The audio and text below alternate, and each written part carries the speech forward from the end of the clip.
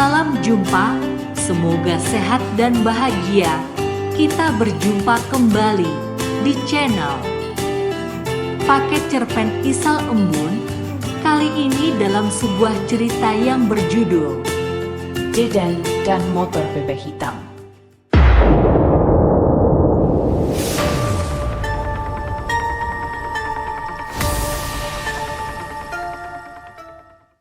Deden terduduk di tepi jalan dengan wajah kusut. Napasnya terasa sesak karena beban pikiran yang ada di kepalanya. Sesekali dia memegang keningnya sambil menunduk dan sesekali dia mengusap matanya. Deden tak menangis, air mata yang keluar dari matanya karena kesedihan, kemarahan, keputusaan, dan rasa lainnya yang bergumul di dalam pikirannya. Dia tak tahu harus berbuat apa sekarang. Istrinya Sumi pergi meninggalkannya, membawa buah hati mereka Arfan yang masih berusia 2 tahun. Sumi pergi ke rumah orang tuanya karena Deden sudah tidak bisa memberikan nafkah. Deden sudah tidak bekerja hampir 2 tahun lamanya setelah tempat dia bekerja tutup karena pengaruh dampak ekonomi dari wabah COVID-19. Deden coba menutupinya dengan menjadi driver ojek online. Namun penghasilan yang didapat tidaklah cukup untuk membiayai sewa kontrakan serta kebutuhan sehari-hari. Motor yang dia miliki pun sudah ditarik oleh pihak leasing karena sudah tidak bisa membayar angsuran. Deden hanya bisa pasrah, tak punya rumah untuk berteduh. Sehari-hari dia tidur dan mandi di sebuah pom bensin yang kebetulan beberapa karyawan yang bekerja di sana adalah temannya. Untuk makan sehari-hari, Deden mendapatkan uang dari parkiran yang dia jaga. Sebenarnya Deden masih mempunyai keluarga. 2 orang kakaknya adalah pegawai negeri, namun Deden tak mau karena istri-istri mereka selalu curiga dan bersikap tak mengenakan bila Deden datang. Hari ini Deden tak menyangka dia mendapat kabar dari mertuanya bahwa Sumi ingin bercerai. Sumi ingin memulai kehidupan yang lebih baik. Orang tua Sumi memaksa mereka untuk secepatnya berpisah.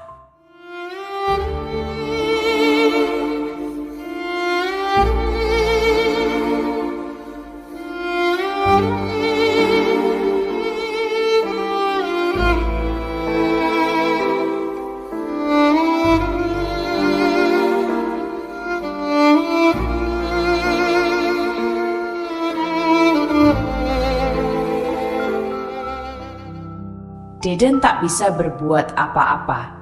Jangankan untuk memberikan nafkah, uang untuk pergi ke kota Malang, kota di mana Sumi berasal, dia tak punya. Dia pasrah. Baginya sekarang istri dan anaknya mungkin akan hidup lebih baik jika tidak bersama dirinya. Memang hidup tidak memihak bagi orang yang tidak punya uang. Dan orang yang tidak punya uang seperti tidak layak untuk hidup. Kalimat itu selalu terngiang di pikirannya. Kalimat yang tidak sepenuhnya benar, namun rasa putus asa yang dialami Deden seperti mempercayai kalimat itu.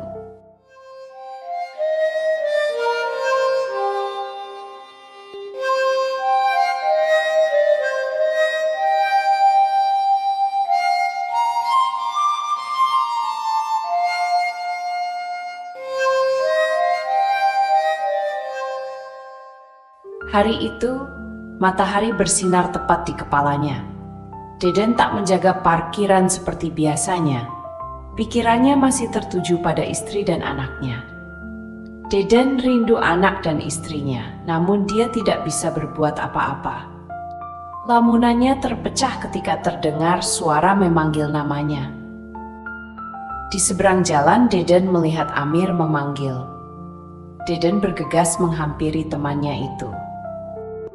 "Ayo ikut," ajak Amir.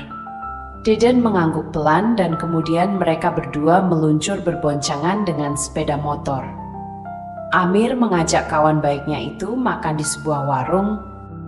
Setelah selesai keduanya berbicara sambil menikmati kopi hitam dan rokok yang mereka hisap. Amir ingin mengajak Deden untuk membantunya memindahkan mesin genset yang ada di sebuah gudang di kawasan Glodok. Mesin itu akan dia perbaiki dan akan dijual kembali. Gua ngajak lo dan Acan untuk bantu bongkar dan angkut mesin genset, kata Amir. Deden mengiyakan ajakan Amir. Kawannya itu memang seorang pemborong dan maklar. Apa saja dia kerjakan yang penting halal dan dia sering mengajak Deden bila memerlukan tenaga tambahan. Hari itu di daerah Glodok di depan sebuah gerbang berwarna biru, Amir berdiri menunggu kedua kawannya. Dia telah tiba lebih dulu menggunakan sepeda motor, sementara Acan dan Deden membawa truk dengan bak terbuka. Setelah menunggu beberapa saat, terlihat sebuah truk berukuran sedang muncul dari pertigaan jalan. Amir segera memberikan aba-aba kepada Acan yang mengemudikan mobil itu segera masuk ke gudang tersebut. Oke Chan, cukup di situ, kata Amir memberikan aba-aba kepada Acan untuk menghentikan mobil. Setelah itu, Acan dan Deden segera mengikuti Amir untuk melihat mesin genset yang akan mereka bawa. Sebuah mesin genset berukuran besar berada di pojok gudang. Kita pakai forklift untuk naikin ke truk, tapi kita bereskan dulu kabel dan lainnya, ucap Amir. Ketiganya lalu membereskan kabel dan beberapa barang yang ada di sekitar mesin genset itu. Setelah selesai, Deden mencari potongan balok untuk dijadikan ganjalan di atas truk nanti. Dia berjalan sambil melihat-lihat ruangan gudang. Bangunan gudang itu sudah cukup tua. Dan Amir bercerita bahwa bangunan gudang ini akan dibongkar oleh pemilik barunya. Deden melihat tumpukan kayu dan beberapa barang yang tidak terpakai. Dia melangkah mendekat memperhatikan tumpukan kayu itu. Deden mulai memilih beberapa potongan kayu besar yang berukuran pendek. Secara tak sengaja, Deden melihat sepeda motor yang tertutup oleh beberapa kardus bekas. Dia penasaran dan ingin melihat motor itu. Ternyata sebuah motor bebek Honda Astrea Star berwarna hitam. Kondisi motor itu masih terlihat baik, hanya debu bal yang menempel pada bodinya. Wah, boleh juga nih kalau dipakai buat ngojek, pikir Deden. Dan yang lebih membuatnya senang, kunci motor itu masih tergantung. Deden penasaran, dia coba menghidupkannya. Namun motor itu tidak menyala. Akhirnya Deden meninggalkan motor itu kembali dengan membawa beberapa balok kayu. Setelah mesin genset sudah mereka naikkan ke atas mobil truk dan siap untuk dibawa, sejenak mereka bertiga beristirahat sambil merokok dan menikmati kopi. Deden bilang kepada kedua temannya bahwa dia melihat sebuah motor bebek masih mulus dan kuncinya masih tergantung. Masih mulus itu motor, cuma kotor aja, karena lama gak dipakai, kata Deden. Amir dan Acan penasaran dengan cerita Deden. Akhirnya mereka ikut bersama Deden melihat motor yang dimaksud. Iya, masih mulus ini motor, kayak jarang dipakai, kata Amir.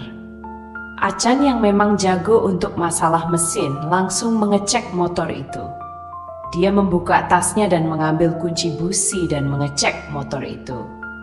Api dari busi bagus, kemudian dia melepas aki motor dan mengeceknya. Dan mereka sedikit heran karena aki motor ini masih bagus. Motor ini sepertinya normal, hanya terlihat sudah lama tidak dipakai. Acan mencoba menyalakan motor itu, tapi motor bebek hitam itu tidak mau hidup. Gimana Chan? Bisa? Tanya Amir. Acan menggelengkan kepalanya. Harus gua bongkar ini sih, kalau mau, jawab Acan. Tapi kita gak tahu motor ini punya siapa, kata Amir. Akhirnya Amir mengajak kedua temannya untuk meninggalkan motor itu dan segera membawa mesin genset. Oke, hati-hati di jalan, gua tunggu di rumah ya, kata Amir yang berangkat terlebih dahulu dengan motornya. Selama di jalan, Deden masih teringat dengan motor yang di gudang tadi. Coba motor itu bisa dia pinjam, lumayan buat cari duit. Sesampainya di daerah Kemayoran, Acan tiba-tiba teringat akan tasnya yang berisi peralatan dan kunci-kunci. "Astaga, tas gua ketinggalan di gudang," kata Acan.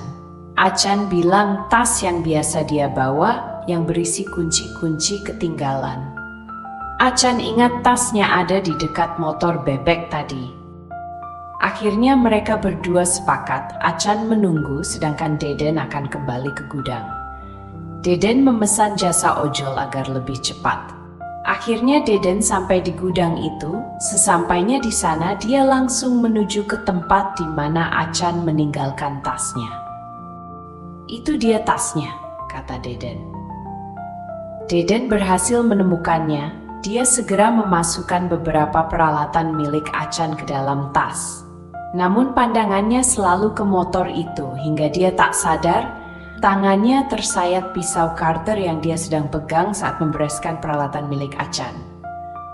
"Aduh!" teriak Deden kesakitan.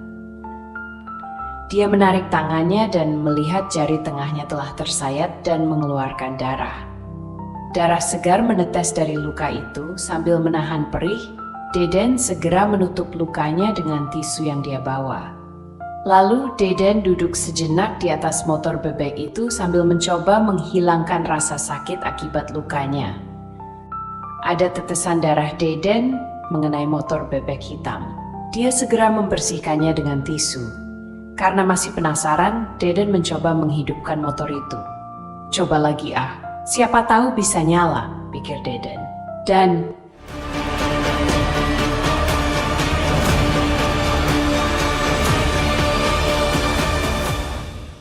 mesin motor itu menyala. Deden kaget bercampur girang. Hampir dia terjatuh dari posisi duduknya. Dia berdiri memegang stang sambil memainkan gas. "Astaga, motor ini masih bisa nyala," kata Deden. Deden tertawa sendiri. "Aneh," pikirnya. "Apa aku bawa pulang aja ya?" ucapnya dalam hati. Deden menoleh ke kanan dan ke kiri, tapi tidak ada orang di sini. Bagaimana ya? Apa boleh motor ini dia bawa? Seorang laki-laki tua tiba-tiba melintas di depan Deden. Dia berjalan menuju pintu gudang. Spontan Deden memanggil laki-laki tua itu. "Pak, maaf, apa boleh saya pinjam motor ini sebentar?" kata Deden. "Boleh," jawab pria tua itu tanpa menoleh dan terus berjalan keluar dari gudang tersebut. Tanpa pikir panjang, Deden segera naik ke motor dan segera meluncur bersama motor bebek hitam. Ada perasaan senang yang terlihat dari wajah Deden. Dia seperti menemukan sesuatu yang hilang. Sambil menyusuri jalan menuju lokasi di mana Acan berada, dia senyum-senyum sambil bernyanyi. Tak berapa lama Deden melihat mobil truk yang diparkir di pinggir jalan. Itu mobil yang dibawa Acan. "Acan, ini tasnya. Gua duluan ya pakai motor ini ke rumah Amir," kata Deden yang langsung tancap gas. Acan belum sempat berkata tak apa-apa. Pria kurus itu heran melihat Deden pergi membawa motor yang ada di gudang tadi. "Kok bisa ya? Motor itu dia bawa," kata Acan keheranan. Sampailah Deden lebih dulu di rumah Amir. Dan sama seperti Acan, Amir pun melihat Deden membawa motor bebek hitam saat tiba di rumahnya. "Waduh, ini motor bisa hidup juga," kata Amir. "Tadi gue sudah izin sama bapak tua yang ada di gudang untuk pinjam motor ini. Pas tadi gue ambil tas Acan yang ketinggalan," cerita Deden kepada Amir. Proyek Amir membawa mesin genset telah selesai. Amir memberikan uang kepada Acan dan Deden. "Ini jatah uang kalian. Makasih ya," ucap Amir. Deden pamit duluan. Dia hendak ke pom bensin, tempat dia selama ini menumpang untuk tidur. Amir mengingatkan mengenai motor bebek hitam kepada temannya agar nanti dipulangkan ke pemiliknya di gudang. Deden mengangguk pelan. "Iya Mir, pasti akan gua balikin," jawab Deden. Setelah tiba di pom bensin, Deden mencari helm dan jaket ojolnya. Walau baru dapat uang dari Amir, tapi dia sudah bertekad ingin mencari uang lagi agar dia bisa dapat uang untuk mengontrak dan tidak tinggal di pom bensin. Dia hidupkan aplikasi ojolnya sambil berharap bisa segera dapat order. Dan iya, tak lama berselang handphonenya berbunyi tanda dia mendapatkan order. Deden tersenyum, segera dia meluncur ke titik jemput dengan perasaan gembira. Begitulah Deden hari itu langsung memanfaatkan motor bebek hitam yang dibawanya dari sebuah gudang tua. Dan yang lebih menyenangkan, semua konsumen memberikan uang tips yang cukup besar. Ada yang memberi 50.000, bahkan ada yang sampai 100.000. Wah, hari ini dia sungguh mujur. Saking semangatnya, waktu tak terasa sudah hampir jam 12 malam. Deden tak menghitung berapa banyak konsumen yang dia dapat hari ini. Dia hanya menghitung bahwa uang yang dia dapat hari ini sangatlah besar. Belum pernah dia dapat uang sebanyak ini, sampai hampir 1 juta kalau dihitung semuanya. Konsumen hari ini royal semua. Uang yang dia peroleh sebagian besar dari uang tips pemberian mereka. Deden lalu mampir ke warung pecel lele. Dia ingat teman-temannya, dia membelikan nasi kepada teman-temannya yang bekerja di pom bensin. Mereka telah mengizinkan Deden untuk tidur dan mandi di sana. Dengan rasa senang, Deden membawa beberapa bungkus nasi pecel lele menyusuri jalan di kota Jakarta yang mulai sepi. Esok harinya sejak pagi, Deden sudah mendapatkan konsumen. Mulai dari anak sekolah, karyawan yang ingin berangkat kerja, mengantar makanan dan mengantarkan paket. Deden semangat sekali. Kadang dia sampai telat makan, di pikirannya hanya uang. Dia ingin mengontrak rumah dan mencari uang muka untuk motor. Dia sudah berjanji kepada Amir akan mengembalikan motor bebek hitam yang dipakainya. Setelah 3 hari, Deden merasa uang yang dia miliki sudah cukup untuk mengontrak sebuah rumah. Dia datang ke Bu Eli yang memiliki beberapa kontrakan petakan. Kontrakan petakan itu hanya seukuran 4 meter persegi, tapi bagi Deden itu sudah lebih dari cukup. Deden langsung membayar uang sewa untuk 3 bulan ke depan. Kemudian dia segera membeli beberapa barang kebutuhan seperti kasur, lemari plastik, kipas angin, dan keperluan lainnya. Deden menghela nafas panjang. Akhirnya dia bisa beristirahat dengan layak. Malam itu Deden tertidur lelap di kontrakannya. Dalam tidurnya, dia melihat sepeda motor bebek hitam sedang berada di sebuah ruangan besar. Deden berjalan perlahan menghampiri motornya. Namun baru selangkah tiba-tiba seorang wanita cantik berambut panjang muncul dan sudah duduk di atas motor. Deden ragu sambil memperhatikan wanita cantik itu yang sepertinya menunggu.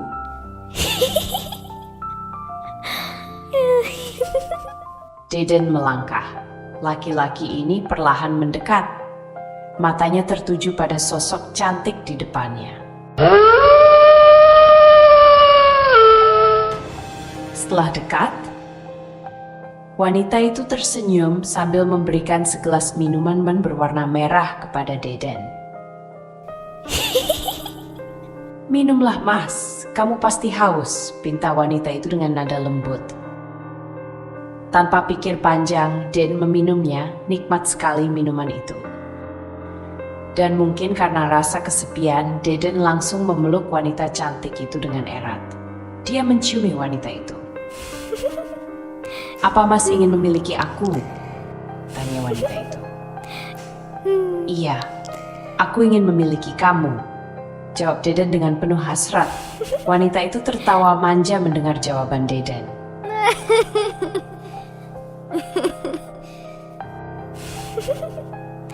"Apa buktinya?" wanita itu kembali bertanya. Tanpa berpikir, Deden dengan cepat menjawab, "Apapun sayang, akan aku berikan," jawab Deden tanpa ragu. Wanita itu mencium Deden dengan hangat dan berbisik, "Aku mau darahmu," bisik wanita cantik itu. Deden kaget mendengarnya. Dan ternyata dia terbangun dari tidurnya. Hanya mimpi. Kenapa bukan kenyataan? Keluh Deden. Lalu Deden kembali merebahkan tubuhnya dan kembali tertidur lelap. Pagi harinya Deden bangun dengan penuh semangat. Dia ingin segera mengaktifkan aplikasi ojolnya. Sambil menikmati kopi hitam, Deden memanaskan motor bebek hitamnya. Namun beberapa kali dia mencoba menghidupkan motor itu. Namun motor bebek hitam itu tidak menyala. "Duh, kenapa ini motor?" keluh Deden. Karena tak kunjung hidup, akhirnya Deden membawa motornya ke bengkel yang tak jauh dari kontrakannya. Bang Sofyan, sang pemilik bengkel, memeriksa dan coba menyalakan motor bebek hitam itu. Namun tak berhasil. Semua bagian dan juga komponen diperiksa, namun dia tak menemukan kerusakan. Tapi kenapa motor ini tak mau hidup ya? Akhirnya Bang Sofyan menyerah. "Gua gak tahu kenapa motor ini gak mau nyala. Gua nyerah deh, coba elo bawa ke bengkel lain," kata Bang Sofyan. Setelah memberikan uang, Deden kembali membawa motornya pulang ke kontrakan. Lama dia memandangi motor itu. Tiba-tiba dia teringat kejadian ketika di gudang ketika tangannya terluka dan mengeluarkan darah. Deden pun ingat dengan mimpinya semalam. Dan apakah semua ini ada hubungannya? Pikir Deden. Dia ragu. Namun akhirnya dia mengambil pisau Carter dan seperti yakin dengan apa yang dilakukannya, Deden menggores telapak tangannya dengan pisau Carter. "Aduh!" rintih Deden menahan rasa sakit. Darah segar keluar dari lukanya dan darah itu sengaja biarkan menetes ke motor bebek hitam. Dan benar saja, motor bebek hitam itu menyala dengan sendirinya. Bukannya takut, tapi Deden malah tertawa senang. Tanpa buang waktu, Deden segera memakai jaket dan helm. Ojolnya bergegas meluncur ke jalan dengan perasaan gembira. Singkat cerita, sudah hampir sebulan Deden menggunakan motor bebek hitam itu, dan setiap 3 hari Deden akan meneteskan darahnya agar motor bebek hitam itu bisa dia gunakan. Deden tak merasa heran atau aneh karena yang penting baginya adalah uang. Baginya motor itu membawa keberuntungan. Tak kurang dari 1 juta rupiah, bahkan kadang lebih, setiap hari yang dia bisa dapatkan. Kini Deden sudah membeli sebuah motor baru, pindah ke kontrakan yang lebih bagus dan bisa membeli barang-barang yang dia inginkan, termasuk makan enak di resto dan nongkrong di kafe. Deden menikmati hari-harinya dengan bahagia. Di tempat lain, Acan baru saja tiba di rumah Amir. Seperti biasa, Amir membutuhkan bantuan tenaga untuk proyek kerjaannya. "Gimana? Si Deden bisa ikut gak?" tanya Amir kepada Acan. Acan menceritakan kepada Amir bahwa Deden gak bisa bantu karena lagi enak ngojek. "Terus siapa dong yang bisa ikut?" tanya Amir. "Ada si Toto, nanti gua suruh kesini," jawab Acan. Kali ini Pak Amir memborong kayu jati dari pedagang furniture yang ingin menutup usahanya. Saat mengerjakan proyeknya, Amir bertanya kepada Toto mengenai kabar Deden, karena Toto juga seorang driver ojol dan teman satu lingkungan. Toto bercerita bahwa Deden itu terkenal gacor banget, dan konsumennya selalu memberi uang tip yang lumayan. Hebat Deden itu Mir, motornya aja baru, nongkrongnya aja setiap hari di kafe, kata Toto. Amir dan Acan penasaran dengan cerita Toto. Sudah sebulan mereka tidak melihat Deden yang biasanya jaga parkiran. Karena kangen dengan Deden, esok 2 hari kemudian Amir dan Acan main ke kafe Kemon. Kata Toto, Deden hampir tiap malam ada di kafe itu. Ternyata benar, Deden ada di sana. Woi, Mir, Chan. Deden menyapa kedua temannya. Deden langsung memesan makanan. Dia ingin mentraktir Amir dan Acan. Wah, mantap lu sekarang ya. Sudah kaya nih, sindir Acan. Deden hanya tertawa. Mereka berbincang ke sana kemari di kafe Kemon. Penampilan Deden memang sudah jauh berbeda. Bersih, rapih, memakai jam tangan, jaket kulit, dan sepatu Adidas. Motornya pun Honda CBR baru. Namun tubuh Deden seperti agak kurus dan wajahnya sedikit pucat. Bro, lo kayak sedang sakit? Badan lo sekarang kurusan, tanya Amir. Deden hanya tersenyum mendengar pertanyaan Amir. Gua narik terus, Mir. Dari pagi sampai malam cari uang, jawab Deden. Amir dan Acan menyarankan agar Deden jangan terlalu memporsir, ingat kondisi badan. Sekarang Elo tinggal di mana dan apa masih di kontrakan Bu Ella? Tanya Acan. Deden menunjuk sebuah bangunan berlantai 2 tak jauh dari kafe Kemon. Elo kos di situ. Gila mahal itu. Sebulan 2 juta, kata Acan. Deden tertawa kecil. Setelah dari kafe Kemon, Deden mengajak kedua temannya untuk mampir ke tempat kosnya. Ini tempat kos orang kantoran. Keren juga lo, Den, celoteh Acan. Kamar kos yang luas dengan fasilitas yang lengkap. Amir dan Acan senang melihat kawan mereka tidak lagi terlunta-lunta sampai tidur di pom bensin. Ya udah, gue cabut dulu, Den, kata Amir. Amir dan Acan melangkah keluar sambil melihat sekeliling tempat kos itu. Mata Amir tertuju ke samping bangunan kos, di mana beberapa motor terparkir di situ. Amir seperti mengenal salah satu motor itu. Kemudian dia melangkah untuk melihat dari jarak dekat. Dan ternyata, astaga, itu kan motor. Amir ingat dengan motor itu, motor bebek berwarna hitam yang dia lihat di gudang tua sewaktu membawa genset. Seingat Amir, dia pernah menyuruh Deden untuk segera mengembalikan motor itu ke pemilik gudang.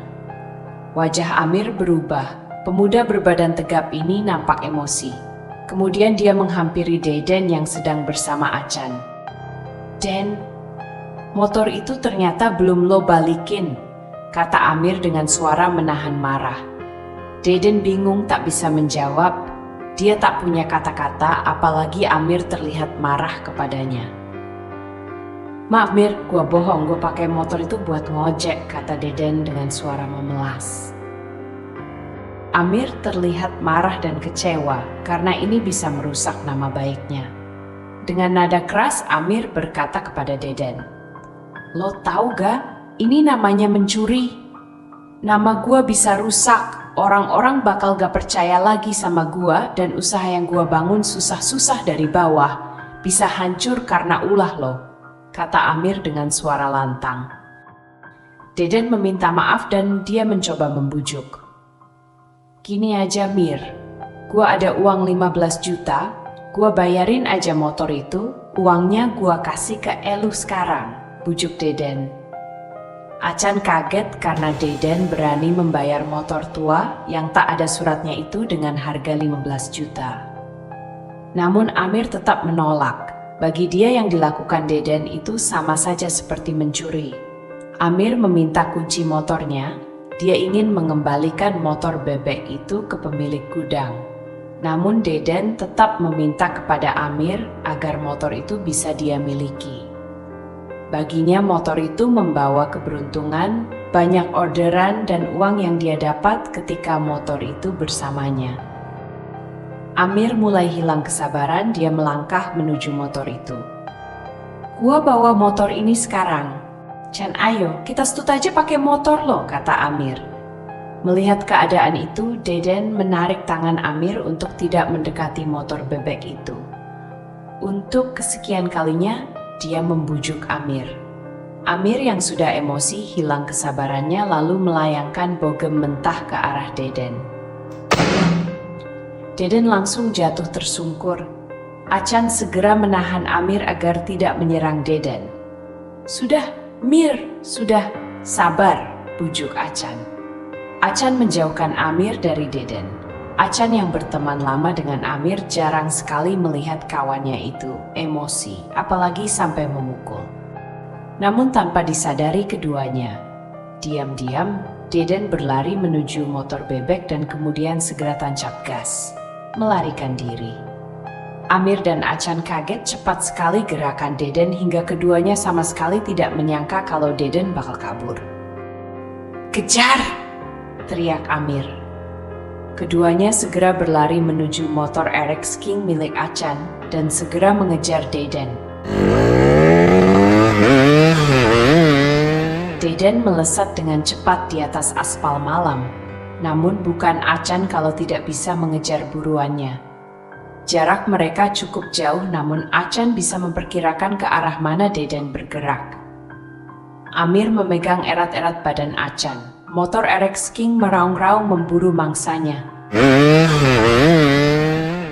Namun Deden ternyata bisa kabur dari kejaran Acan. Mereka tak menduga Deden dengan motor setua itu bisa melesat dengan sangat cepat. Sampai pada akhirnya mereka kehilangan Deden dan motornya. "Gila itu anak. Baru kali ini gua gagal ngejar orang," keluh Acan yang tak menyangka Deden bisa begitu cepat dengan motor bebeknya. "Sekarang kita kemana, Mir?" tanya Acan kepada Amir. Amir menyarankan agar mereka ke daerah banjir Kanal Timur. Amir menduga Deden akan melintas ke daerah itu. "Kita ke BKT sekarang, cepat," perintah Amir. Sesampainya di daerah BKT, Acan bertanya, kenapa Amir yakin bahwa Deden akan melewati daerah ini. Amir mengatakan, pom bensin yang pernah ditinggali oleh Deden jaraknya dekat dengan BKT. Lokasi Deden waktu jaga parkiran juga di sekitar sini dan warung nasi tempat Deden biasa makan dulu juga di daerah ini. "Kita tunggu di sini saja, gue yakin Deden akan lewat sini," kata Amir. Jam sudah mendekati tengah malam, keduanya memperhatikan keadaan sekitar, terutama warung nasi kecil di tepi jalan di pinggir banjir Kanal Timur. Kondisi sudah mulai sepi dan ternyata benar dugaan Amir.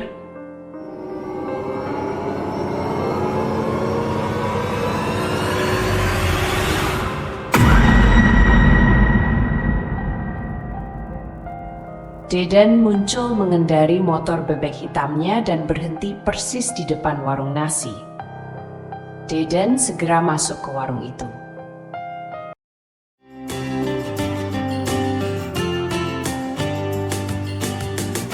Sampai jumpa pada episode selanjutnya. Wassalam.